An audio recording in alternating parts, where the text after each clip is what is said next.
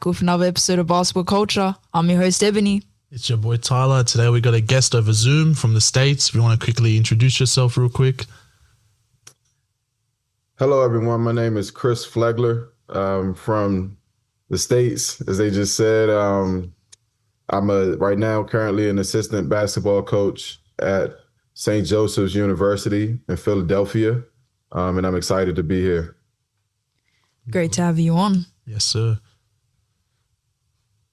All right. Usually we start with this week in basketball, which anything that's happened recently. I don't know. You're probably not that in tuned into it. And I don't know if you even watched it. We had Summer Jam over here in Melbourne that just happened. Did you see any of that? Not really. Seen some clips here and there, but not in depth or anything. Crossover one, so congrats to them. We'll move on because I'm the only one who watched it, seems like. What's Summer Jam? Yeah, see, he doesn't know. Do you even know what Summer Jam is? You gotta put me on.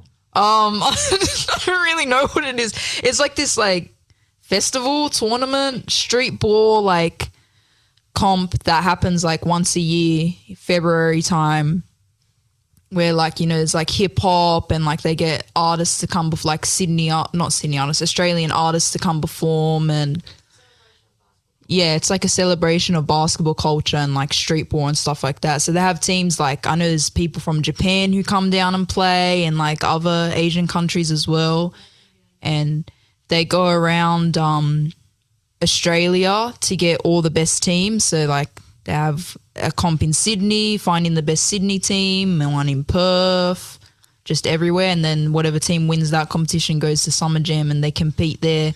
Women's, men's, there's 3-on-3, all that kind of stuff. So it's a pretty cool event. I've never been to it myself because I live in Sydney and it's in Melbourne. But yeah, hopefully next year I can get to it. It's pretty good basketball. That's awesome. That sounds like a fun time.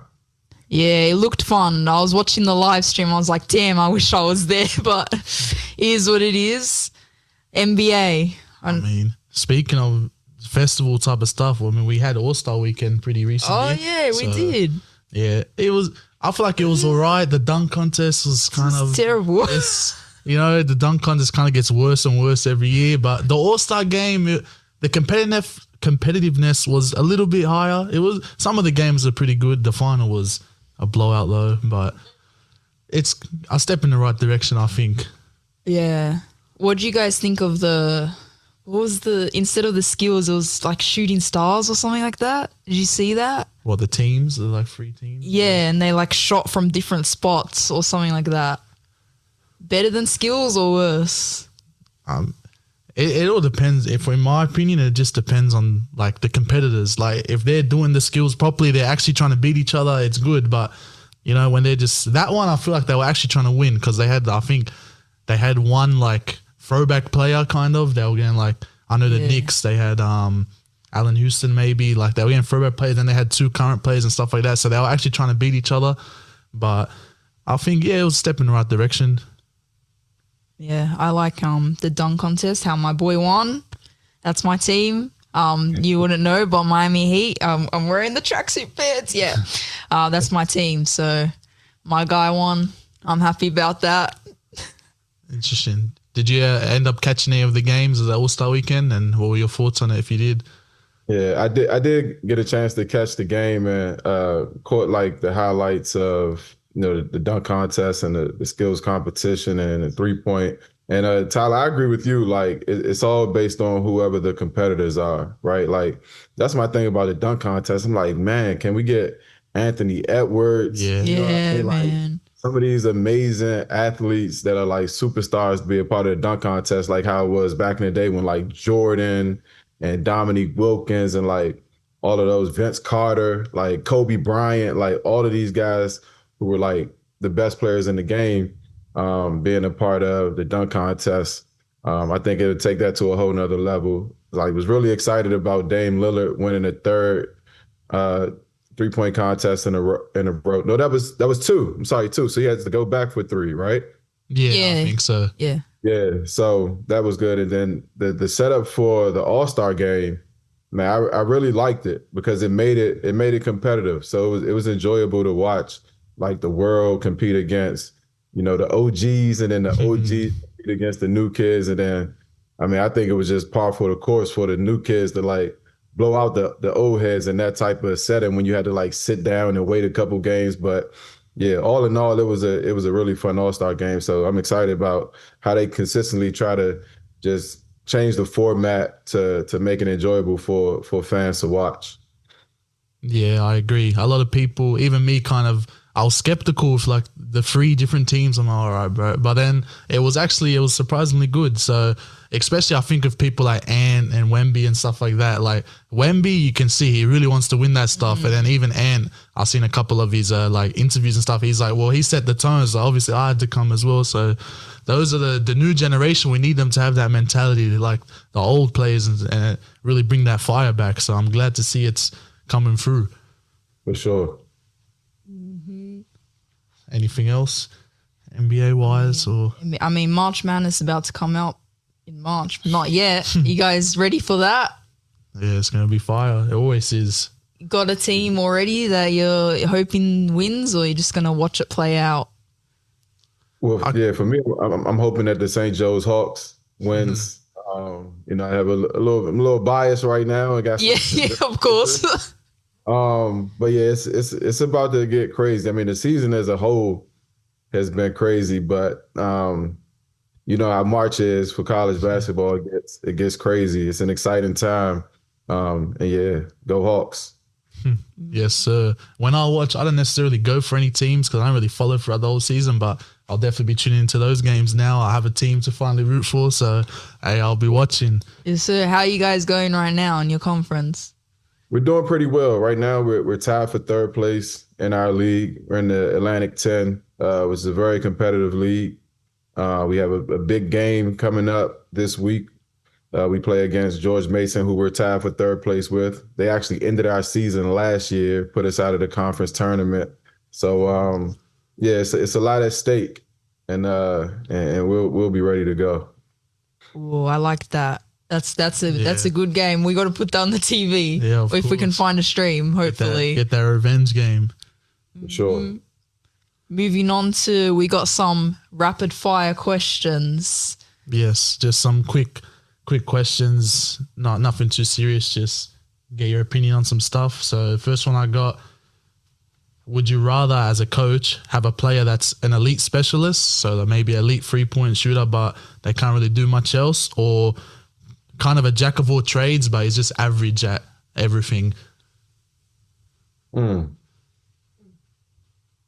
feel like on a team, you it's important to have a mixture of all those guys. But if I can only choose one, I need someone that's elite. Like I do need a guy who you go into the game and you know exactly what you're going to get. And an elite skill could be, like you said, it could be shooting. It could be like as a lockdown defender. It could be, as a facilitator, like a floor general, someone who's going to get your team set. And really, man, one of the skills now is just playing hard. Like playing hard is a skill. Like who's going to come out, and I know he's going to be the best competitor on the court every night. Like if you give me someone whose skill set is an elite competitor, I'm taking him 10 times out of 10. Yeah, I agree. It seems cliche when people hear that, oh, play hard, whatever. But then when you watch games and when underdogs in NBA or college or high school, anything, when they win, it's usually just because of that effort. Like the other team underestimated them, therefore, yeah, easy win. And then they came full court pressing and all this, and it completely shifts all the momentum. So, yeah, like you said, it's actually a very underrated skill, probably one of the most important ones. And then the next one I have is, would you rather develop/train a prospect player that has maybe a low floor but like a very high ceiling, or it's kind of the same kind of question, or a fundamentally sound player who's could just be average? Not really, he's not going to reach the heights of GOATs maybe, but he's probably not going to be bad in any sense, even if he doesn't really pan out. So kind of high risk versus high reward versus low risk, low reward. Man, listen, when it comes to basketball and people, I'm willing to gamble. I'm willing to take a risk. So give me the project. Give me the guy that has a ton of potential. If he's committed to putting in the work, and finding out how good he can be, like I'll rock with that guy again 10 times out of 10. I think that's one of the joys and the satisfaction that you get out of coaching is when you get to see someone go from what they were to realizing what their potential is, and like those moments are just they're so satisfying. They really are, because I mean I think that's what we all look for in life, right? That moment where it's like, wow, right? We even surprise ourselves, right? And it's just fun all the way around. So yeah, I'll go with that one. Okay, okay. And then I have one. Would you rather be the top rated defense in the nation or the top rated offense? Top rated defense, baby. Top rated defense. I'm the defensive coordinator here at St. Joe's. And I know the defense is one of those things that you can control, because it's about your effort and the attitude. Um, Offensively, like you don't really have that much control over it, right? Like you can do everything right and try to the shot could feel good, and we see it all the time, like it just rims in and out. And it's like, dang, you know what I mean? But on the defensive side, like you can really impose your will on your opponent by just being relentless, being sound, being fundamental, being connected, like a team that communicates at a very high level. That's sitting in a stance. I remember Duke back in the day when they would come up the court and they was like smack the floor, stance, and it's just like you hear everybody talking, and it can be intimidating for an opponent. And so yeah, I'll go with defense 10 times out of 10. Yes, sir. And of course, defense can always lead to offense through the fast breaks and stuff like that. And like you said, you never know. You could be doing everything right, finding the right shots. If your shot's not falling, you can't really do much about it. But defense, like you said before, the effort, it's just always, it can always be there. And then the last one I've asked, I think, a couple players this, so kind of interested to see a coach's perspective on it. But I have, would you rather lose on a buzzer beater or lose in a blowout? I would rather never lose. That's not an option. um, Man, that's buzzer beaters are tough. But the thing about a buzzer beater, I think obviously the game had to be close. And so for the most part, you know that you brought your best effort that night. And sometimes it's just basketball. Like, you see some of the shots made and you just you charge it to the game. It's like, it's why we enjoy it, right? Because of the highs and the lows and those type of moments. And so I would probably go with a buzzer beater because at least I know that we competed and we brought our A game that night. Fair enough. Fair enough. That's all I got. If you want to get into the next stuff. Yeah, for sure. I like that answer. Now we've got our jersey or whatever item you've brought to show us and what it means to you. A little drum roll. I don't know. All right, so I have this picture, right? So this is me right here. Wow. So I was 24 years old, and this picture is my first year coaching. And I coached at Cardozo High School in Washington, D.C., and that was my squad. Some coaches in there that I'm really still close with to today. Some players that I'm still really close with today.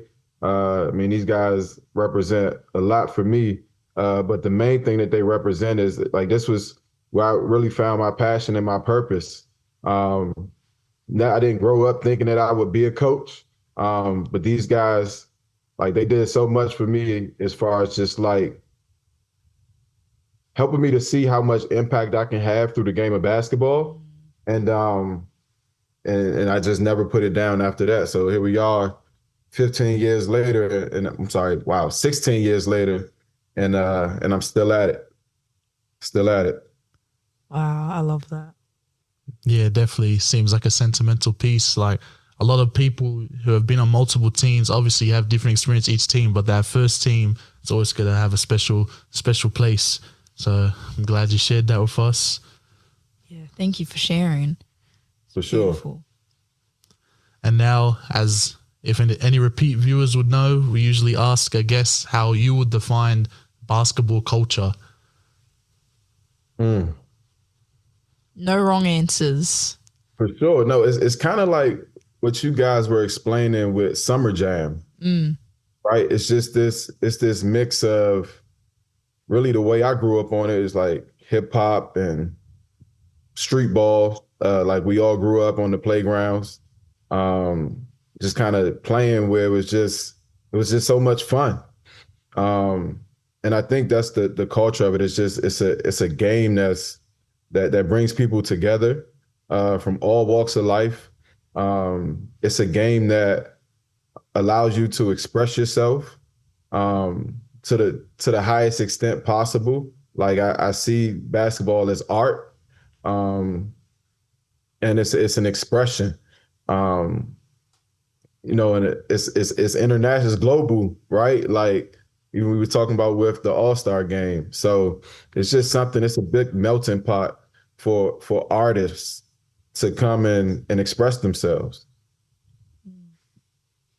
I like that. And so, yeah, and especially like you said, artists, everyone has their own kind of different flow with it. You got the Lucas who kind of slow with it, poetic. And then you got other players who might just say the dogs like Westbrook just straight at you. Yeah, a bunch of different all into one. Everyone has their own style. Yeah, I like it. Yeah, and that sense of unity and a universal language. I always bring in the random things. So like I was watching Iron Man today with my sister, trying to get her into the MCU, the Marvel Cinematic Universe. And we did watch Iron Man. We watched Captain Marvel first, and they were talking about spoiler alert, but if you haven't seen it by now, unlucky. What's it called? Like the universal language of war.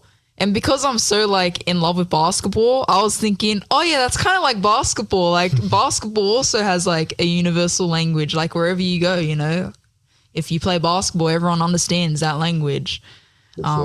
So I kind of like that you mentioned that, and like the expression and how basketball is art. I really like how you said that, because I see it like that as well. For sure.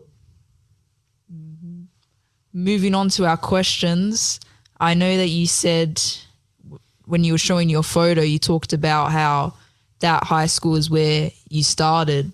So I was wondering, how was your childhood and when did basketball become a part of your life? Was it all the way then when you were an adult, or did you play basketball when you were younger, when you were growing up?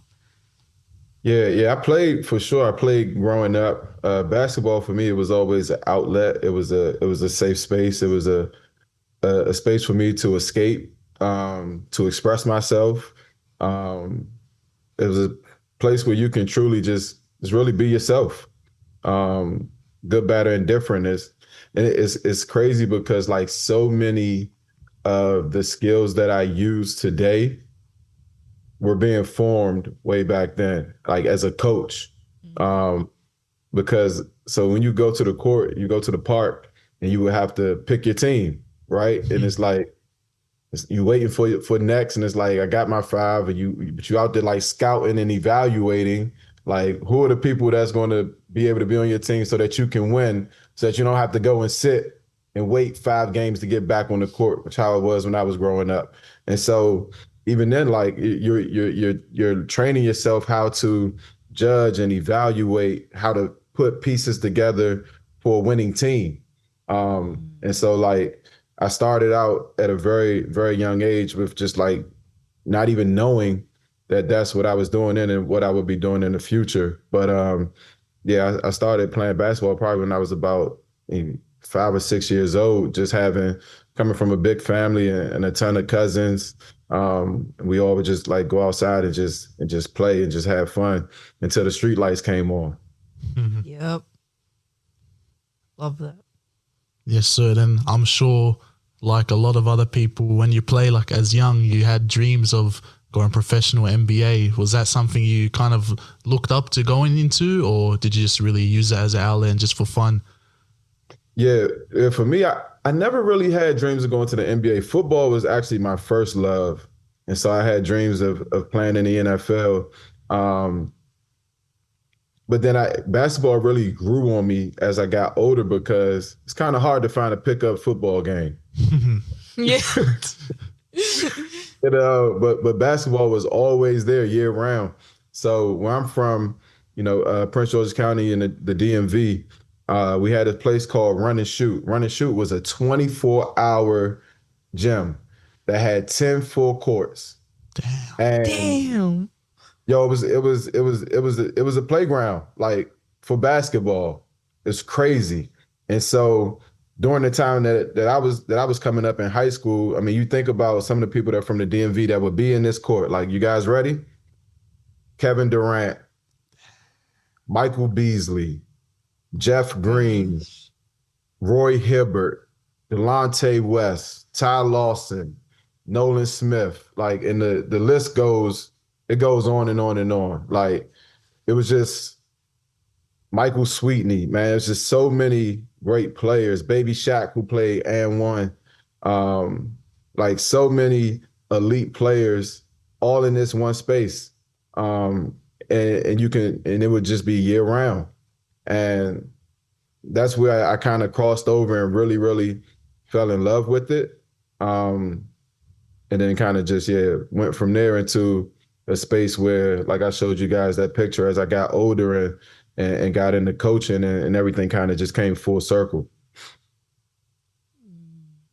Yeah, and as you said, when you started coaching at the Cardoso High School, kind of what did the high school level teach you about player development, kind of compared to maybe nowadays when you're in college and high level?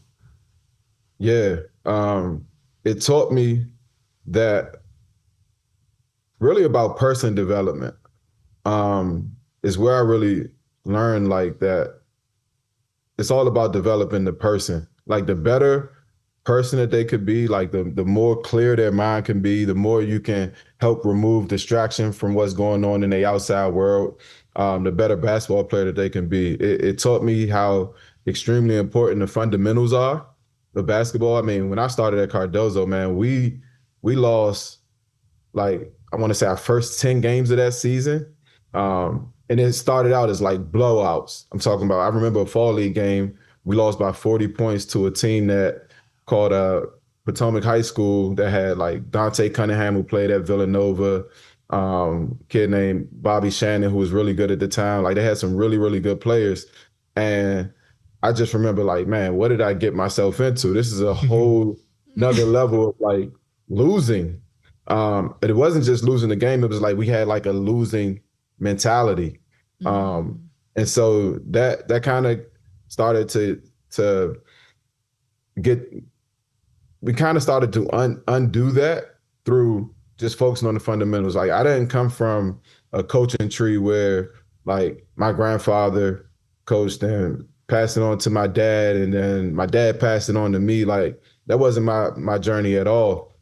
So I really studied and looked up to the different legends of the game, like John Wooden and Coach K and Morgan Wooten and Dean Smith and Roy Williams. I was studying, and Roy, my man from Nolan Smith from University of Arkansas, 40 Minutes of Hell. And I would look at these guys and I would see, how they coach their teams. I would read a ton of books, and that's kind of how I built my coaching philosophy. And that was the team that I practiced it with at Cardozo, right? And we saw how we would gradually improve, and it was small steps. A lot of it, you couldn't see it on the surface because it wasn't translating into wins immediately, but I could see it in our attitude and our energy, how we were getting better day by day, just by locking in on the fundamentals of bounce pass and chest pass and overhead pass and knowing all of your pivot foots, right? And knowing what it means to be in a defensive stance, like, for an entire possession, right? And by the end of that, we ended up winning 8 games in a row to get the last spot in in the playoffs, even though we lost in the first round to the top seed. But it was a lot of fulfillment just seeing the improvement that could be made through player development and through person development.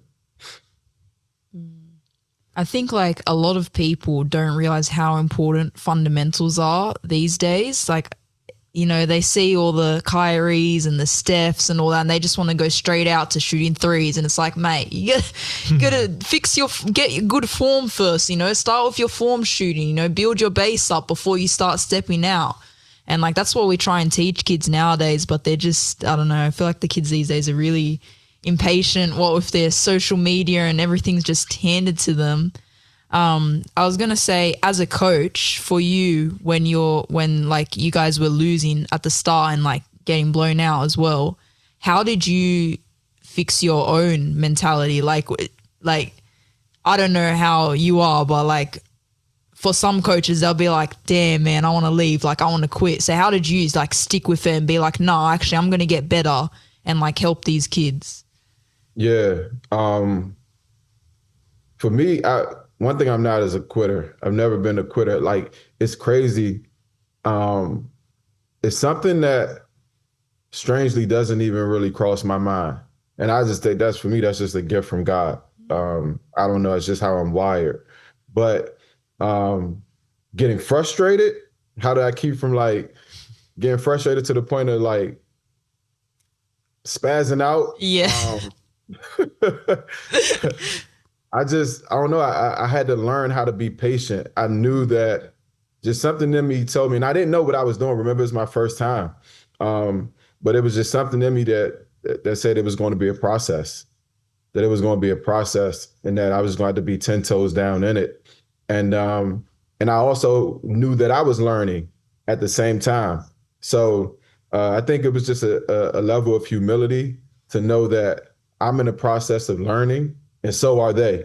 And that's what I've always just tried to continue to do, even now as a coach, because every team is different, right? Every team, like, it's not the same team as the year before, right? Like, there's a lot of kinks that have to be worked out. And so I'm always constantly trying to learn my team. Even right now, like, we 4 games left in our conference season, I'm still learning my team. I'm still learning the players that I work with on a day-to-day basis. And so I have grace for them that they're in the process and they're learning. Like, I know that we weren't trying to lose on purpose, right? I knew that my players wasn't trying to turn the ball over on purpose or purposely miss defensive assignments. So it was just pushing them to be competitors, pushing them to be patient with themselves, and then really pushing myself to be patient while I'm trying to teach them and learn as much as I can. Yeah, definitely good to see that insight. And then I believe you graduated from Livingstone College and then eventually also were assistant coach there. So how did kind of coaching at a school where you were at, was that different in any way compared to maybe the first high school you were at compared to? So from Cardozo, I was there for 1 year and then I went to St. Mary's College in Maryland. That was my first coaching job. I was Division III in Southern Maryland. We had tremendous success. Actually, in my first season, we went to the Elite Eight of Division III. We finished number 9 in the country for the final poll. And so I was able to experience some immediate success at the collegiate level. And then from there, I went to a junior college up in Brooklyn, New York. I was there for 3 years. And then from there, I ended up at Livingstone. And the reason why, like, I was at Livingstone, I was pursuing my undergraduate degree, which is something that's a requirement to be a Division I coach, which was something that I had been pursuing and chasing ever since I started coaching at St. Mary's College. And so, man, it was a lot, man. I finished 72 credits I finished 73 credits in the 2 years that I was there in order to be able to graduate. So you think about, I'm taking 6 classes per semester just so I can get my degrees within the 2 years that I was coaching there. while coaching and doing player development and all of those things at the same time. It was a grind. It was a grind for sure, but it was worth it. And I know you brought up the St. Mary's. So what was you guys said you were very successful your first year. What was the identity of that group that maybe differed from, I know when you first started at the other school, you were kind of losing a lot of games. How was that difference for you? Yeah, it was just the foundation and the structure that was put in place by Chris Harney, who was the head coach. He had a program that was really well ran that I got to experience firsthand and be a part of. It was the organization that was the main difference. Cardozo was like a public school that wasn't well funded in DC, and then St. Mary's, it was just like, for me at the time, it was creme de la creme of Division III hoops.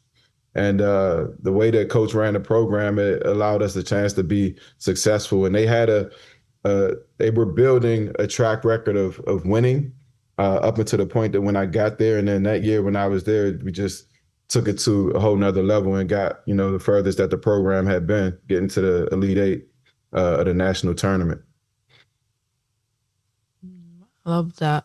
Going back to the high school, you said that when you were there, like when you were showing us the photo, you were talking about how that's where you got your passion and felt your purpose, and that's where everything started. So can you talk a bit more about that, and like the life lessons you learned there, and like what brought through that passion with that group of boys or men? Yeah, absolutely. I saw myself in them in so many ways, just, being, young, 15, 16, 17 years old, like not really having a ton of guidance from like mentors outside of my household, and them being very impressionable. And so I saw myself in them, and that drew me in. At that point, I really didn't know that I wanted to be a coach. I kind of just trying it out because a person that had told me, like, why don't you think about coaching? Like, you love helping kids and you love basketball. Like, why don't you coach? And I'm like, all right, I'm working at a soul food restaurant right now. I really don't know what I'm going to do. Like, I have time. Like, yeah, why not? And so I just kind of jumped out there and tried it. And it got me to lock in on someone other than myself.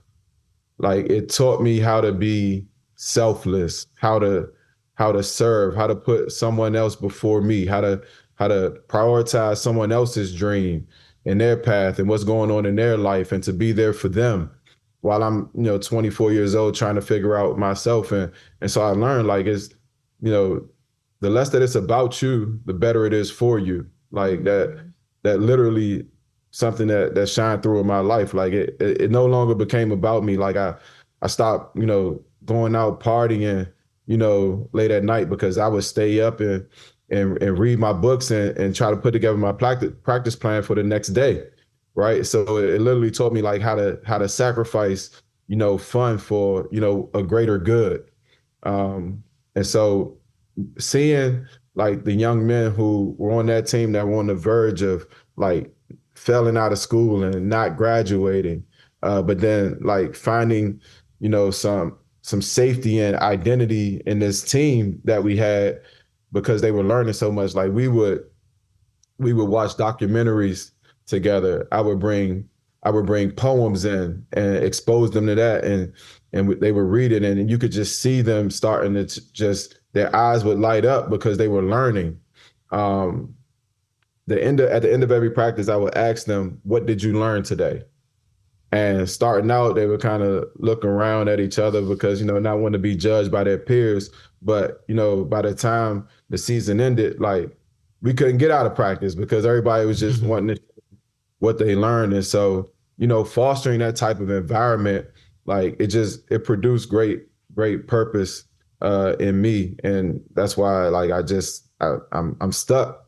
I'm stuck because it gave me a path in my life that I'm forever grateful for. Ah, that's wonderful. I'm not gonna lie. I'm like a big empath, so like hearing that like almost makes me cry just thinking, because I coach as well, and just makes me think about my own kids and like the stuff you're saying, how them being scared to share, and then opening up over the course of time, and like you see them grow. Like it's the same thing with my group of kids. I always try and have a big focus on mental health, and I started talking to my kids more about mental health. And like there was one time like they actually started sharing their stories and we were all crying like in the circle. I'm like, yo, this like means so much, like just to see how much I'm helping these kids.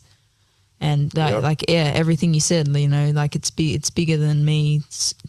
It's amazing. So it's amazing to hear how you brought that to the school. Like it actually sounds like a movie. Like I think it's Coach Carter. I finally watched Coach Carter like last year. Everyone was getting mad at me, like my brothers, because I hadn't watched it. And they're like, what do you play basketball? Like you love basketball. How have you not watched it? I'm like, guys, I'm sorry.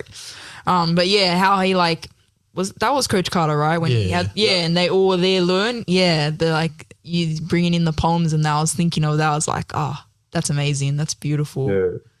Yeah. I've had players call me Coach Carter before. Hey, well, there we go. See? I take it as a compliment, but even like, I remember like in that scene where, what's your deepest fear? Right? And I even use that to this day. I'll share it with different players. I'll put it up in their locker. Because it's so true. But yeah, that was a powerful movie. That's basketball culture. There you go. Yeah, 100%. I watched that movie the day before I had coaching, and then were you coaching? Yeah. Yeah, I came in the next day. I'm like, all right, made them run for 30. No, I'm joking. Well, they were running for a while.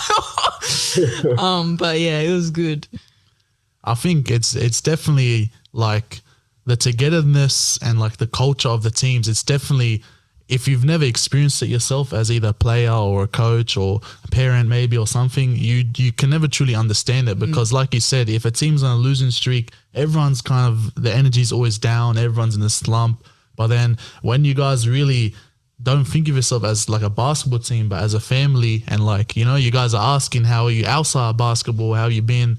It actually improves the level of play. Like it's pretty crazy how not even practicing and that, just the mental side, it really does have its impact. So hearing the story about how kind of hearing how you guys raised from that, it's great to hear, to kind of tell the people that don't understand it, that's how it actually is. 100%. 100%. Even like right now in college basketball, you see like a lot going on with, coaches just being frustrated with their teams. And, I get it. I firmly believe that, like, as a coach, is my duty, is my responsibility to help them get on track. Like, that's what we signed up for. Like, our job as leaders is to figure it out. Like, you got to figure it out. And to your point, sometimes it's not about what happens in the 2 hours that you get to practice. Like, what happens outside of that? Like, the meetings that you can pull them into your office and have, or like, go get a breakfast sandwich or get dinner with them, right? In the training room, go and, I have a thing with our starting point guard where, after every game, and I'll do it today. We got 10 minutes in the ice tub, so I can't just tell him like, man, you got to take care of your body because you're playing 36 minutes a game. And he's like, well, it's uncomfortable. I'm like, yeah, I know it's supposed to be uncomfortable, right? But it's not, you're not just getting your body right, you're getting your mind right, and so it's a mental discipline. And so, I'll do it with you. And then the conversations that we're able to have while we're both freezing our tails off for that 10 minutes it's impactful. But he's training himself to be mentally tough, and to be prepared for whatever comes at him. And so, yeah, it's about, all of those moments outside of the game that actually impacts, the 40 minutes that we get to compete. And then as a coach, how do you kind of balance the shift between focusing on individuals compared to the whole team? Because I'm a Warriors fan, so we had the whole fiasco of Kuminga, like he wants the playing time, and then Steve Kerr's like he doesn't fit and stuff like that. So it kind of takes away from the team. So how are you kind of able to focus on helping players through their struggles individually, whilst also like maintaining the balance within the whole team and the culture and stuff like that.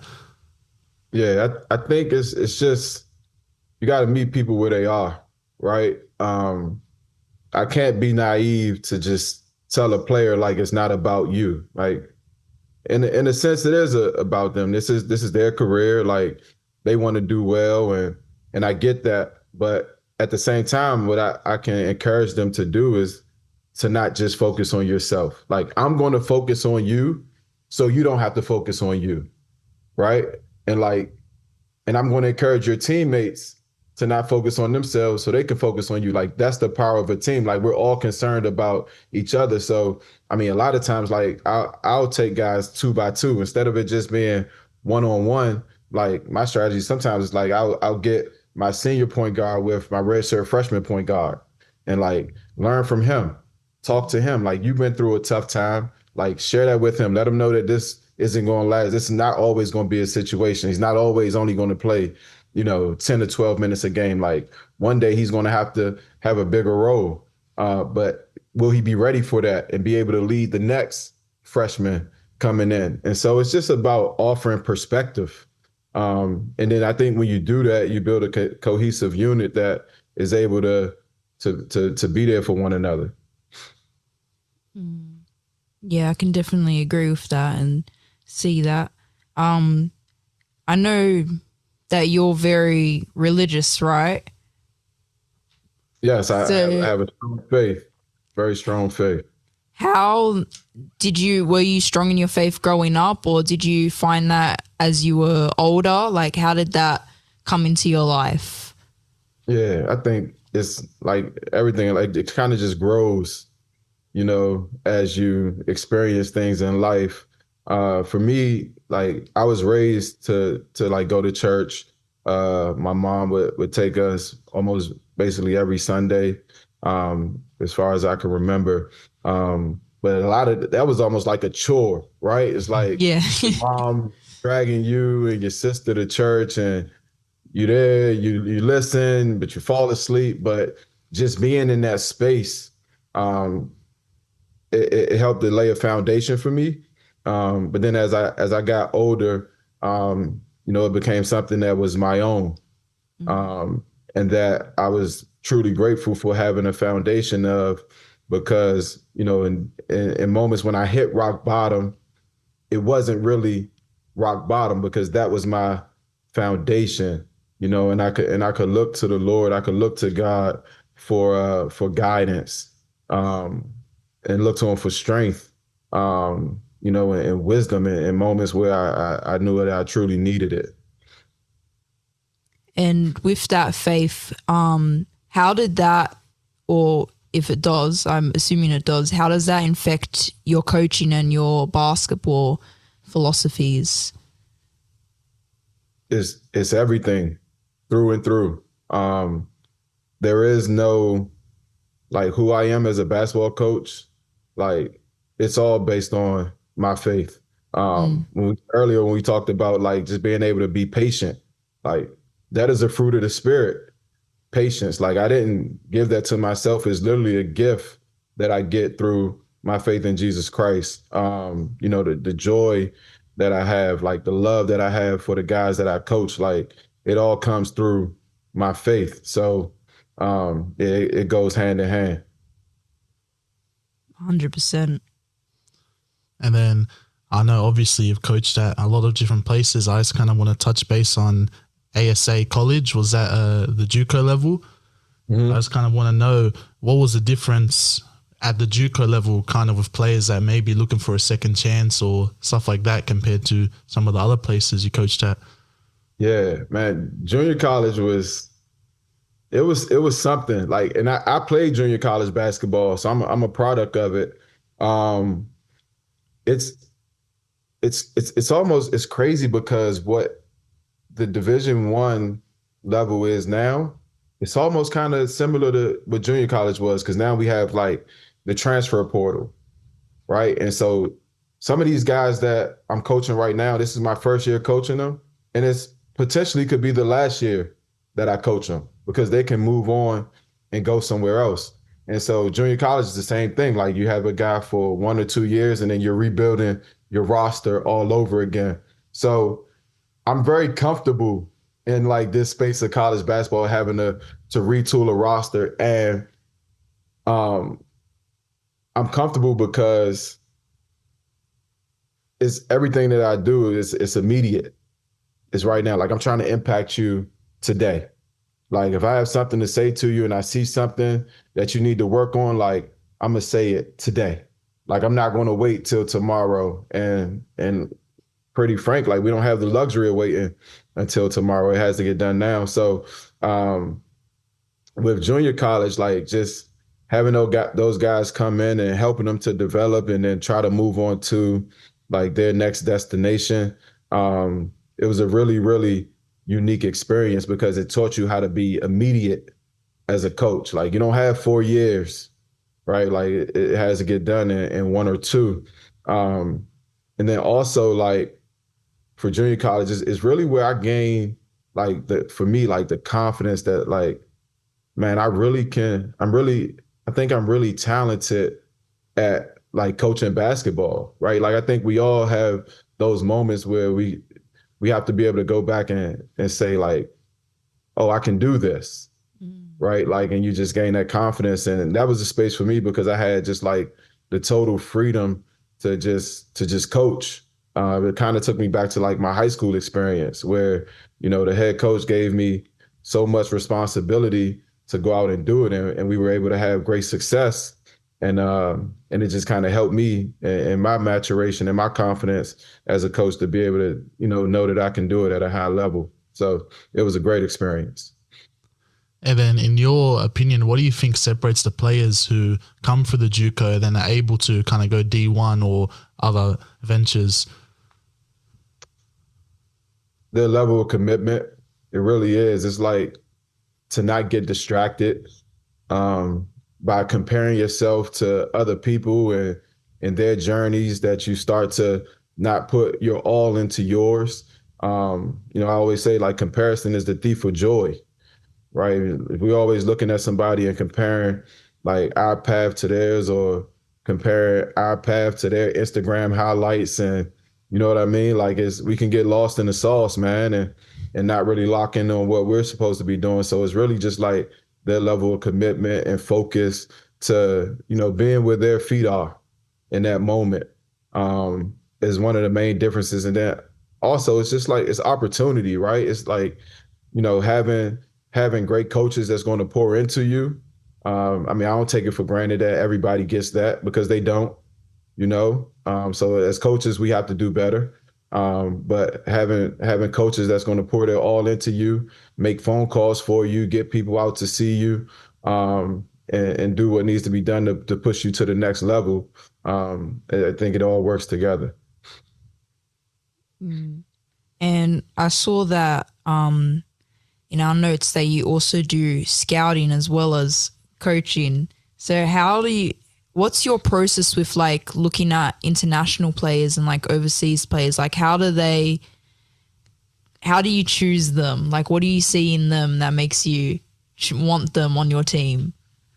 Yeah. The first thing that I look for is, and we've talked about it in depth, even on this time that we've shared together, but just level of competitor, right? I look for like motor, like who's the person that like, dang, this guy does not stop moving. Like he's all over the place. Like, it's funny. I have a freshman now, and he gets in his head sometimes, and he's overthinking, and so I can see him getting stuck on the court because he's like, where am I supposed to be? And so I'm like, forget all of that.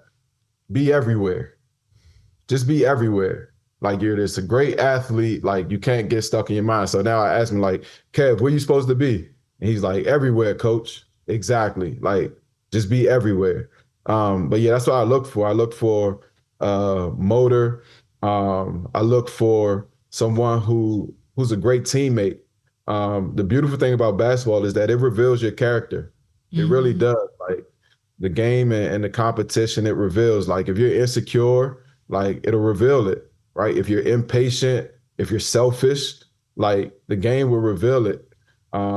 And so I really I look intently at, like how a player moves, how they respond to missing shots, how they respond when their coaches are talking to them. Are they looking them in their eyes? Are they dapping their teammates up when they come off the court? I mean, it's easy to see the person that's going to be the leading scorer, but like that doesn't tell the whole story, right? Even losing teams have a leading scorer.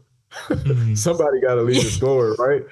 So it's a lot deeper than that. So I look for a lot of things that don't show up on the box score, and it's just saying how much of a competitor a person is. All those small things, right? You hear that a lot.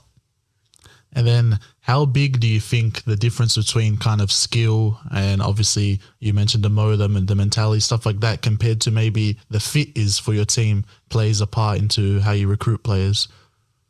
Yeah, fit is extremely important. Like, for me, I'm not the head coach, so I have to, evaluate. I know what, my head coach wants, what he likes, what he can coach, what is good for him. And so, that's what's first, right? Because it could be someone who I may love in some degree. And for the most part, coach and I, we are on the same page as far as, how we see the game and see players. But, I can't just be like, well, I like this kid, but if he doesn't fit for coach, then like it can't get done. So fit is, I would say, more important than just like the skill set, because a team it's like a puzzle, and the pieces have to fit together well in order for you to have success. So, you don't want to be too redundant as far as like can't have 6-point guards, right? And so it's like, what other positions have to go around with what we already have on the roster, and what skill sets do we need to improve on to fit, what we want to do to be a winning team. And then with your current program where you're at, I know you kind of progressed from video director to a lot of other stuff. How did you finally end up as the assistant coach at your current program where you're at now? Yeah. I don't know. It's just, it's been a wild ride, but I actually started as a graduate assistant. And I went from graduate assistant to video coordinator, from video coordinator to director of operations to assistant coach. And it really came through, honestly, like a lot of time, like unseen hours, right? Like I always say, like, coaching basketball is not a 9 to 5. Like it is not a 9 to 5, and it's not, from, I mean, it's 365, 24/7. It's around the clock. And so it's just been a lot of hours, a lot of effort. It's been a lot of learning, and growing. Just, finding myself as a coach, being able to appreciate, the greatness in others, and just like, learning from them. It's been a lot that's gone into the journey from going from a GA to an assistant coach, but I'm thankful for every moment because it's really made me a better coach. Like I know how to do my own video, right? I don't even want to do it for me. I know how to, create an itinerary for a recruiting visit. I know every place on campus to take the recruits when they come visit. Like, I really have been able to become a one-stop shop. I know how to clean the floors. I know how to clean the backboards. I know how to, do the laundry. Like, I really know how to run every area of the program because I literally came from the bottom up in Division I, from GA all the way now to an assistant coach. I've touched every spot. So I'm thankful for it. It's been a ride. And then with your whole journey from all those different roles, kind of, I know we usually ask players, but I want to get from the coach's perspective, how was your mentality? Did you ever have any hard moments where you're thinking like, damn, this isn't what I want to do, like I'm meant to be coaching or something? And if you did, how were you able to kind of get through that and eventually end up where you're at? Yeah, I for sure had, those moments where I'm like, man, I could be doing this or this or this. You know what I mean? Like I could be scouting and recruiting and bringing the right players in. I could be leading the defense. I could be the one on the court helping, this player out, to improve in this area as far as player development. Like, yeah, I had those moments.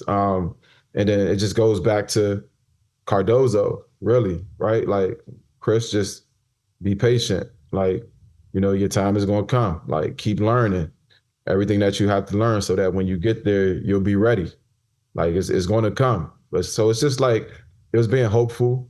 It's having family, close friends and support circle that encourages me. You know what I mean, during those moments.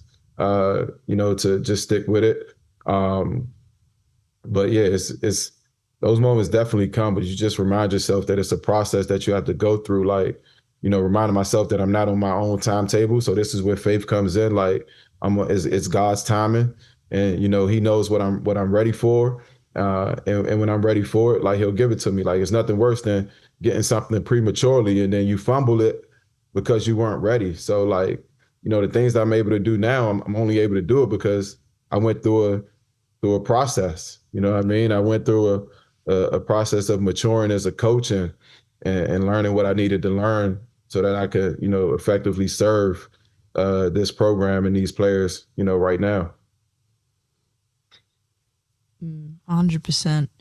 And we actually had one of your players on our podcast before. Mm-hmm. And he talked about how you really helped him with his faith and like mentoring him. And so I wanted to get your side of that kind of story. Like, I don't know how to ask what I'm trying to ask. I've been like holding this question. I'm like, how do I ask this question? Like, I don't know how do you mentor your players? Like, is it just something that comes naturally to you? Like you see someone struggling and you just want to help them?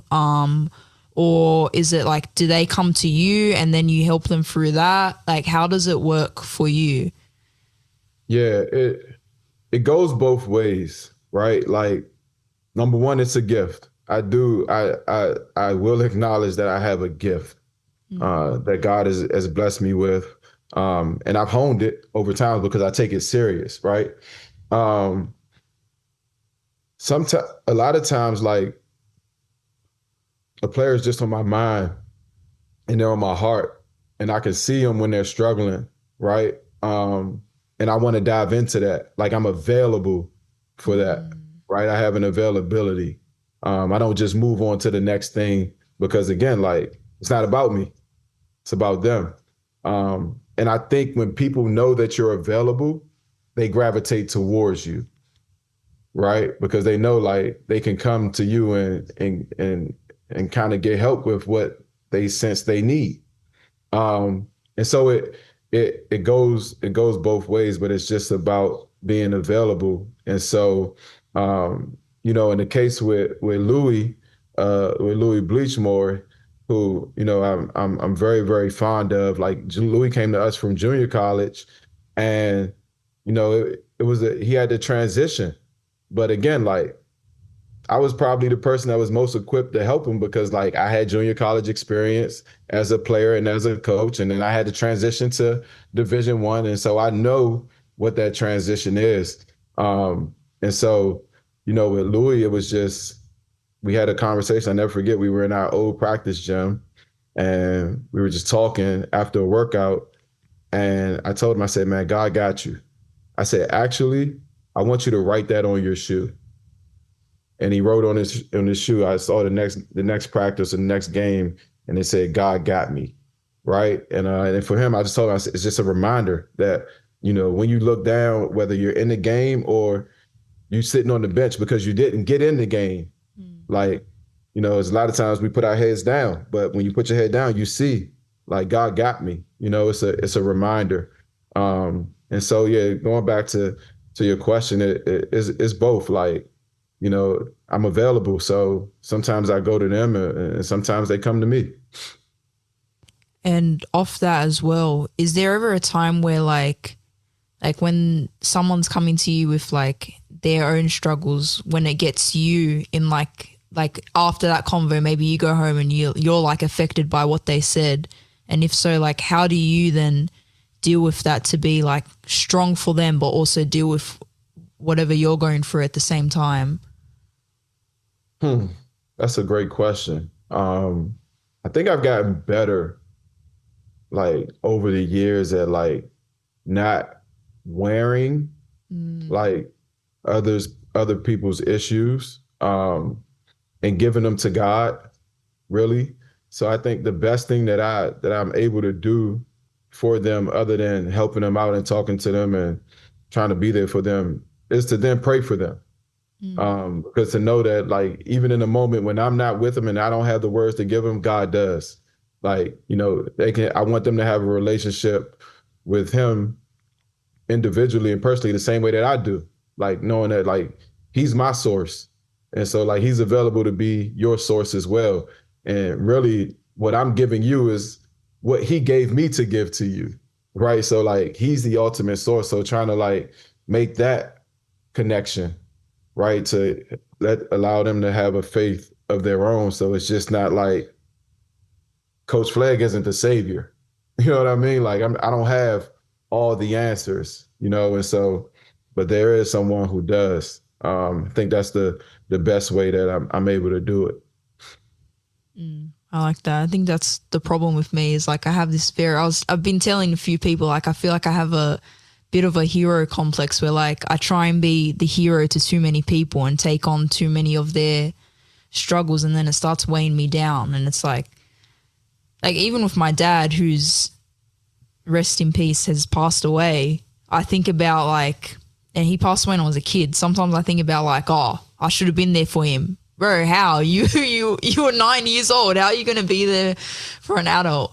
But I like that how you said that, you're not their savior, that God is. I really like that. So I think I'm gonna take that for myself and use that. So thank you for that. Welcome. It's a gift. Like He gave me that. I didn't know like coming on today I was going to say that, right? So he knew. So He gave me that to give to you. So Love there that. you go. And then obviously a lot of this stuff, it goes on behind the scenes. And I know you spoke on it before, I believe, with your coaching journey about all the unseen hours.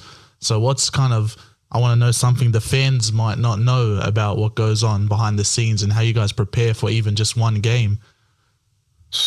Man, they don't know. Listen, if they knew, they would be, when we lost, they would have some grace for us. When we won, they would be even more ecstatic because they know everything that goes into it. But man, it's so much. Like we get back from a road trip at 2 a.m.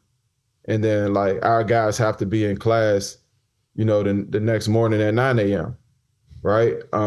After playing the game the night before and then traveling so many hours and probably really not getting to sleep until 3 o'clock in the morning, and having to be up and function for class at 9 a.m. and then come back and practice and watch film from that game and then quickly flip the page to go to the next opponent, by 1:30, the next that afternoon.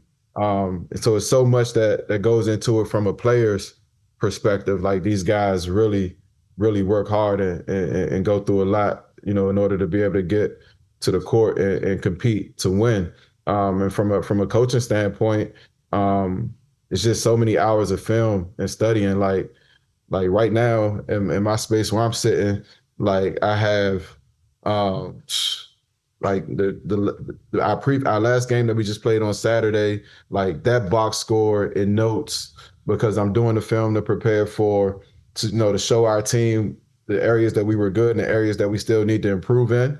But in addition to that, I have our next opponent as I'm breaking down, their offense and what our game plan has to be ready for them on Wednesday night. And then I also have like my own development and notes, for me as I grow as a coach, in addition to like an official visit that we have coming tomorrow night, right? And so it's like all of these things that work together at the same time just for us to get to a court, and compete, for 40 minutes to the best of our ability that, people could not begin to understand unless you're in it or you've been in it. Yeah, and especially I always see people talking about maybe if I remember, I think it was Chet Holmgren. He had a tweet. I think it was last year. He said like 82 of 82, and he showed like a tired like reaction photo. And I remember someone responded, "It's like, bro, you get paid millions to play. Like, it's not that deep." And it's like they don't understand. It's not just that 1 year millions. It's literally 10 to 15 years of from when you were a kid, every day putting in the work, every day. Then after, it's not like the 1 hour game you play, that's it, you go home. They got to go home, like you said, the recovery of their bodies, and they got to research the film and all this stuff. Like, it's a whole bunch of stuff that if you're not like that into basketball, you won't understand it, you won't know, but it really is like it's full-time 24-hour job. Even with when you're sleeping, it's literally a job because you have to get the right recovery. Otherwise, that's how you always injure stuff. So hearing Absolutely. it from your perspective, hearing how even as a coach, you also it's the same process is good. Kind of get people more inclined into what really goes on. Absolutely. Yeah, man, these casuals, man, they be pissing me off sometimes. I read their comments, I'm like, bro, you don't understand. Like, oh, it's annoying. But I mean, speaking about the behind the scenes as well, and Lewis, I remember he mentioned how you invited him to like some Bible studies. So I was wondering, like, how did you begin that was that with that team that you started it? Was it just like a personal thing? Like, how did that begin? And then he spoke about how, how he really got to know his teammates there. So I think it's a really beautiful thing that you do that as well. Yeah, that's actually something that started when I was at Livingstone.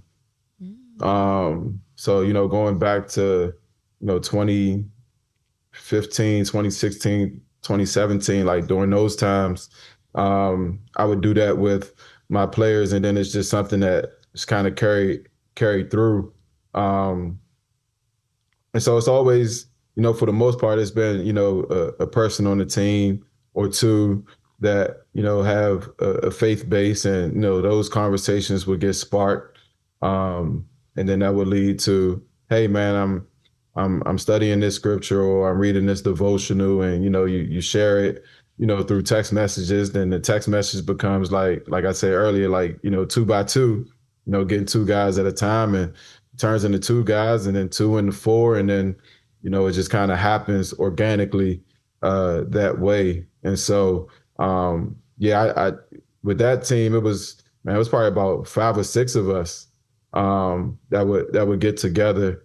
And I know that was impactful for the guys. It was impactful for me as well. I want to ask like again, I don't know how to phrase this, but I was just thinking of my brother and like, who's that NBA player who left NBA because he said he was, AJ Griffin. Yeah, that one. Yeah, because my brother, he like has so much potential as a basketball player. He has so much potential as just, being a great human, I think. And he said like the other day, like, oh, I might quit basketball, just get closer to God. And like he wanted to be like that. I was like, oh, really? Like, that's really good. But I kind of still want you to play basketball. Like, I feel like you can do both. So what's, I don't know, I want to get like your kind of take on that. I don't know exactly what the question is I'm asking, but like, what do you think would be, like, if one of your players came to you saying that, how would you mentor them through that? Would you say, oh, you can do both? Or would you say, yeah, just step away from basketball then and follow your journey with Christ? Mm. Bit of a hard question. It is. It's a very challenging question. I mean, both, yes, both are possible, right? It's possible to do both. It just depends. Like, I think sometimes basketball, people can can replace God with basketball. They can really start to like idolize it. They really could start to find like place all of their identity in it. And so when they win, they feel like they're a winner. When they lose, they feel like they're a loser. Right. And it's because like everything is wrapped into basketball. Basketball is what's on the throne of their heart. And what I would try to do is to help. Well, first I have to know where they are when it comes to that, because sometimes he might just be burnt out and be like, I just want to give it's like, nah, like you're good. Like God will give you the strength to do it. But if it's a situation where they're struggling between having two gods, like no, like you can't serve two masters. Like it has going to be one or the other. So it's just about really knowing where the person is, specifically. And if it's a situation where they kind of just like burnt out, or they just see a space where like they want God to be, the focal point of their life, and I would just encourage them, like, make God the focal part of your life. Like I really believe that if you do that, like you will be probably a better basketball player because you won't feel the pressure that everyone else feel. Like another thing that I shared with Louis and some of my other players is about, having, performing for an audience of one, like, and letting God be your only audience. So it's like, I could be, playing in an arena full of sold out arena of 5,000 people or 15,000 people. And then you got people watching all around the world, and there's going to be people that see the clips on Instagram, but like I have one audience. Like I'm not performing for 50,000 people, I'm performing for one person, and that's God. Because what I know about God is that whether I win or lose, the way that he feels about me will not change. It won't change. If I score 20 or if I go 0 for 20, it won't change, right? But when it comes to like fans and even like friends and family, like it'll be a judgment. Like if I go for 20 points, like I'm the best player ever. Everybody's posting me. Everybody, wants to talk to me. Like my DMs are blowing up. They want me to come on podcasts. They want to do collabs, right? But if I go 0 for 20, they want me to transfer, right? Like why is he even on our team? They in the comment section talking about how much I suck, right? And so that is something that burns people out, like just the constant judgment. But once you have an audience of one, and like, no, God is the one that gave me the ability.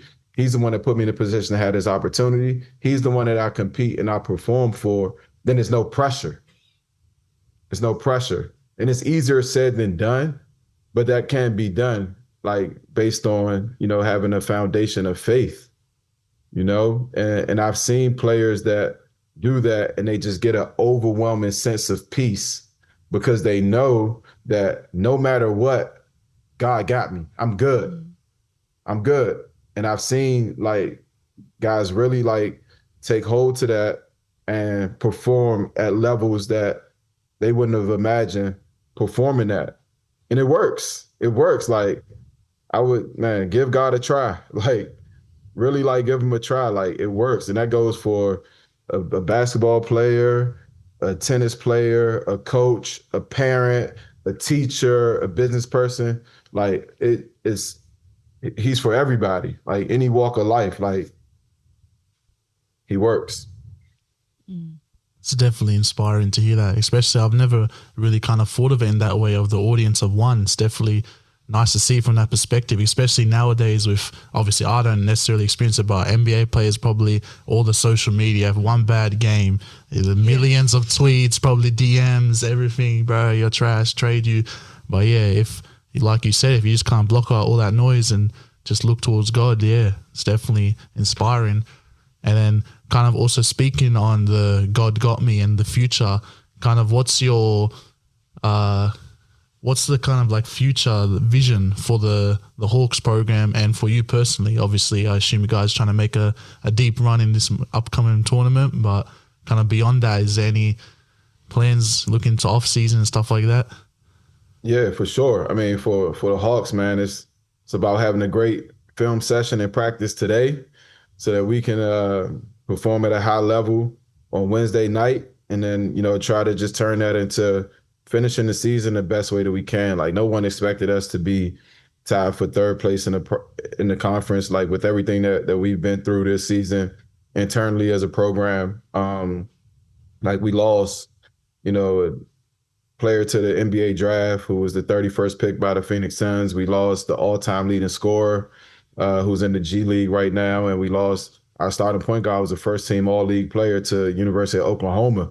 And so, like coming back in, like I mean, those were our top three everything. We kind of had to rebuild it, and we don't have the names that people knew or held in high esteem. And so, no one really expected us to be much of anything other than bottom dwellers in our conference, and we're proving people wrong because we just focused on becoming the best team that we can be day in and day out and having each other's backs. And so we'll continue that to just see where this thing lands. We're hopeful that we can compete with the top teams in our conference and try to make a run into the NCAA tournament, win an Atlantic 10 tournament. And so that's the focus, that's the goal for the future of the Hawks. And then for myself, man, it's just continuing to improve every day as a coach, as a leader, and ultimately one day become a head coach. But like I've learned throughout my journey thus far, like it's all in God's timing. I'm just going to control what I can control right now, and it'll all work out. It's definitely a sign of a great establishment, that next man up mentality. Losing a couple players and you guys are still competing at the highest level. Props to that. But also kind of what you said, how you just stick with it and stuff like that. Is there any advice you would have for other maybe young coaches who are trying to make their way up through the ranks? Yeah. Be available. Like be available for your players, for your student athletes, and put them first. Know that the responsibility that you've taken on, like it's not about you. But like I said earlier, like the less that it's about you, the better it is for you. It really is. So just pour your heart and your soul into the people that you're called to lead in this moment, and things will work out, and you'll end up exactly where you're supposed to be. Love to hear it. Do you have any more serious questions? Because I have a fun question, so I'm just waiting to the end. Yeah, you can do your fun. Go, okay. Well, it's not fun, but I saw that was it friends with Lethal Shooter? So I don't know. I want to know how's I don't know what the question is really. Yeah. Just I guess what's that relationship like with you? Yeah, there we go. Sorry, my brain kind of collapsed. No, you're good. I understand. It happens. I've seen it in person. A lot of people brains collapse when they see him, when they see Chris. I don't really call him Lethal. I call him Chris. But oh, you guys are both called Chris? Yeah. For sure. Yeah, but no, that's my guy, man. It's one of my best friends. We actually were on FaceTime late last night because he's it's a little time difference from where he is and where I am. But no, that's my guy. I've known him over 20 years, 20 plus years. We've been locked in with each other, and just seeing what he's done and what he's continuing to do is remarkable. It's inspiring. I'm not truly surprised by it because he's always been, a special individual. But yeah, it's a lot of fun to see, what he's becoming, and the reaction that people get when they see him and talk about him. So it's pretty cool. Yeah, I can't imagine. Have you ever challenged him to a shootout and won? Yeah, I told you earlier, I don't like losing, right? So, I kind of know my lane. But now we get in the gym, and, we compete with each other. We play one-on-one, and it gets heated. And we're both, high level competitors. Yeah. Don't want to lose. And, it takes us back to those days of being in run and shoot, just, being in the gym coming up, and having fun and competing with each other and trash talking and all the things. So yeah, it's a lot of fun. Yeah, 100%. I mean, that's the best kind of relationships, someone that you can go hard with on the court against, hating each other on the court, and then you get off and you're best mates again. That's For true sure. friendship right there. Yep. Yeah, I'm not gonna lie. If you're in a one-on-one with a friend or someone close, and it's not ending up in like some Yeah, scuffle, bro. some heated moments, then you guys probably aren't trying hard enough. Yeah. I feel like every time it kind of 100%. escalates into that, but that's just the sign of the competitiveness. So it's great to hear.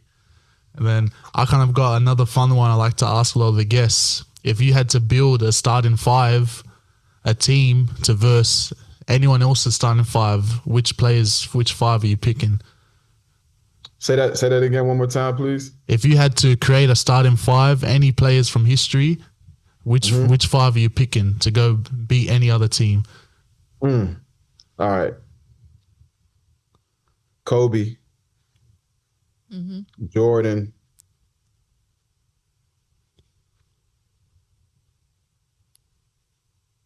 Tim Duncan, Okay.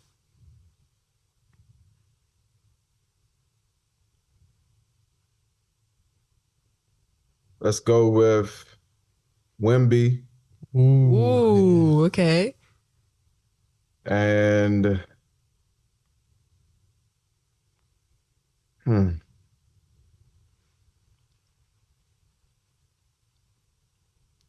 Giannis. Okay, damn. That's going to be a lockdown team, bro. Yeah, I don't know how you meant to score on that team. Literally no weak spots. But here in Wemby, it's definitely we've asked a lot of, I don't think anyone's mentioned Wemby, but I mean, he's basically like the perfect, shot blocker, rim protector, can stretch the floor. Like, he does everything. It's crazy to see how we even have a player like that in our league. But yeah. How would you coach them? Would you just say, "Hey, just play," or would you be like, "All right, Kobe, you're doing this. Jordan, you're doing what would your game plan be?" Listen, my game plan is like, where's the lady that sells the popcorn and the water? Come here, like I need popcorn and water 'cause I'm about to watch a show. Yeah, it's not too much. It ain't too much coaching you got to do with that group, but when it's needed, I'll step in and say what I need to say. But for the most part, I think good coaches know to get out of great players' ways, get out of their way, and let them do what they do. So that's what I would do with that team. 100%. Like that. Wish I could see that team actually play. Yeah. That would be crazy. And then kind of a follow-up question, similar question. You mentioned Kobe first. Is he your favorite player, or do you have a favorite player? Okay. Kobe, 1,000%, man. The Mamba mentality, just growing up, watching him, see all the adversity that he had to overcome in order to become, one of the greatest of all time, like just, through his injuries and, team struggles and, still just kind of like finding a way and the level of consistency that he had, for 20 years, with two different numbers, you know what I mean? Like it's crazy, like, because he could be retired twice. Like for what he did at number 8, the 3 championships, and then what he did at number 24 with the 2, and all the things he did in those moments is just, man, the ultimate competitor. So yeah, love Kobe. Rest in peace. Yes, sir. I definitely agree with that. Kobe's a huge reason why I even fell in love with basketball. I remember obviously I was very young when he was playing during his earlier years, but I'm watching him, just the shots the ridiculous shots he makes. But then not just that, then he goes on the other end. He wants to guard the best player, wants to pick up full court. I still remember that clip in the training with the Lakers. He's doing that drill, the shuttle drill full court, Yeah. all the way rushing. The other players like tripping out. Damn, I think that was post like Achilles as well. He's old and still trying to lead by example. Never gives up. Literally the epitome of hard work and everything. So yeah, definitely a reason I fell in love. So I love hearing when people mention Kobe. Same. Yeah. Are you gonna ask What? is the GOAT question? I mean, it's favorite player, GOAT. Basically the same thing. Is it the same thing? Would Kobe be your GOAT? Like, in your opinion? Kobe's my GOAT.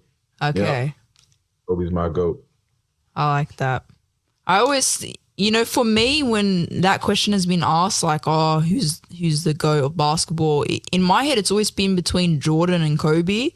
And so then when people started mentioning LeBron, I was always like, what?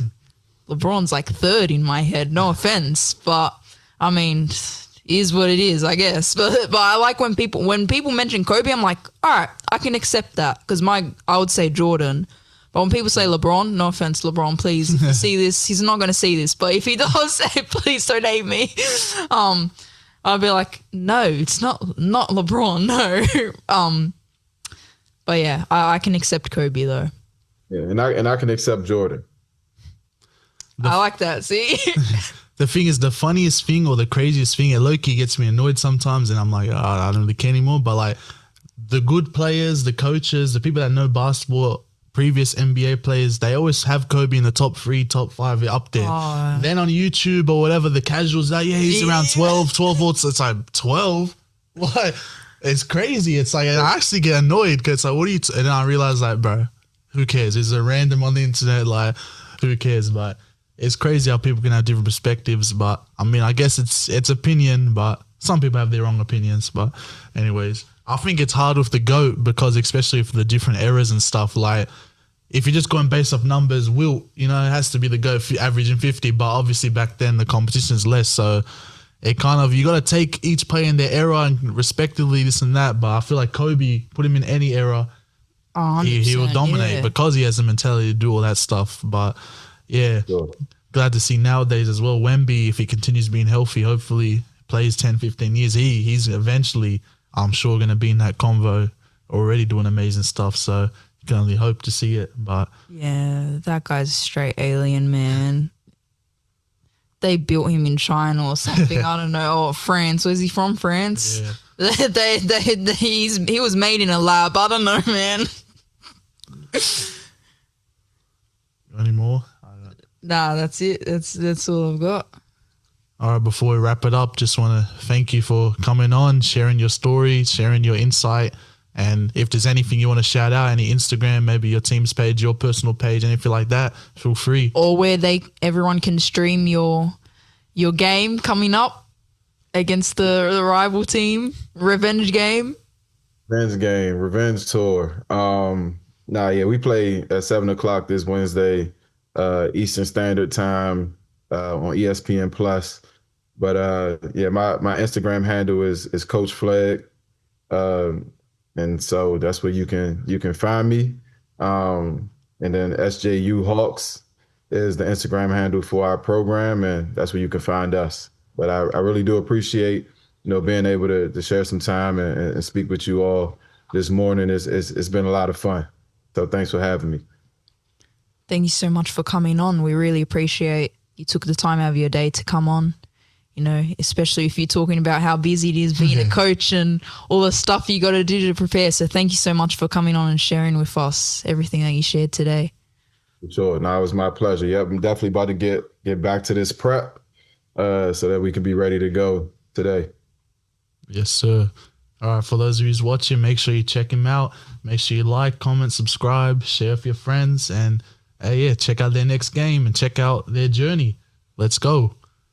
Peace out.